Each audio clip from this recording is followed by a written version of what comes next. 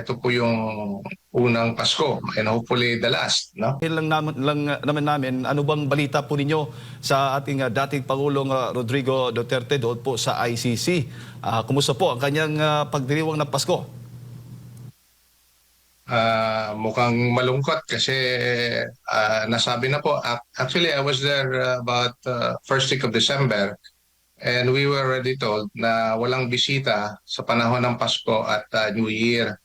Kaya buti na lang din na may mga membro ng pamilya, the latest of which was I saw Kitty Duterte there at The Hague, no?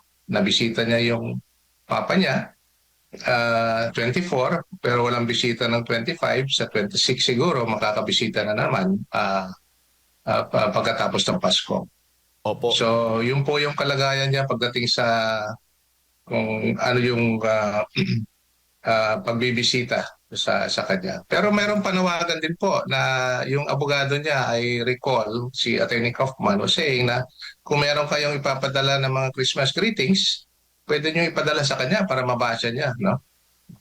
Kahit na gaano karami yan, aabot din yan doon sa detention facility where he is staying. Opo, hanggang New Year ho ba? Hindi po pwedeng bisitahin ang dating Pangulong Duterte doon po sa ICC dahil holiday nga. Pagkaalam ko po yung sinasabi nating holiday, yung Christmas at saka New Year. So in between that, pag wala pong holiday, pwede pong bibisitahin. Depende po sa schedule. Kasi meron pong schedule tinatalaga yung detention facility. At Opo. hindi po yung buong araw na pinapayagan na pagbibisita. Meron pong oras sa pagbibisita doon sa kanya. Opo. So hindi naman po ito first time, talagang ganyan po yung naging ang kalakaran ng ICC. Pagdating po sa yung mga gustong bumisita, yung visitation arrangements po nila pagdating po ng Pasko at Bagong Taon.